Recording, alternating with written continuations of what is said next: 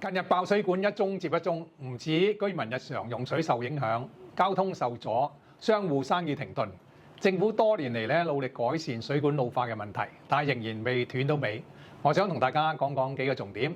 第一，換水管工程未能斷尾。政府自2000年起推行更換及修復水管計劃，20幾年來已經分階段更換超過3000公里嘅老舊水管，剩下大概5% 仍未處理。主要係一啲位於繁忙路段嘅舊管道，受制於交通噪音同埋行政程序，工程遲遲未能展開，令呢啲超過60年歷史嘅舊水管好似隱形炸彈一樣，一爆就影響好多人。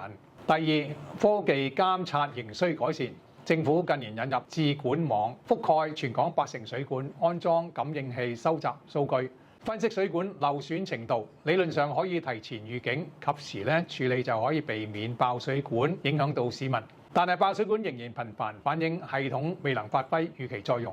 政府要檢視究竟係咪技術仍有不足，定係收到預警未能及時處理，引入更精準嘅創新科技改善情況。第三，爆水管要斷尾，全社會要合力。換水管工程必然帶來交通擠塞同埋生活不便，但如果一直唔處理，水管越嚟越舊，爆嘅風險更高更頻密，令到市民受到更大影響。長痛不如短痛，市民需要體諒，政府亦要加快進度，跨部門協調，避免再出現延誤修復嘅情況。大家互相配合，先至能夠真正解決問題。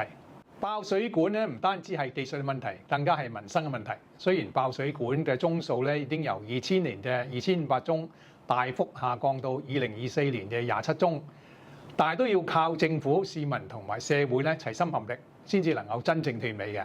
請大家留言啦、讚好啦，同埋廣傳，多謝大家。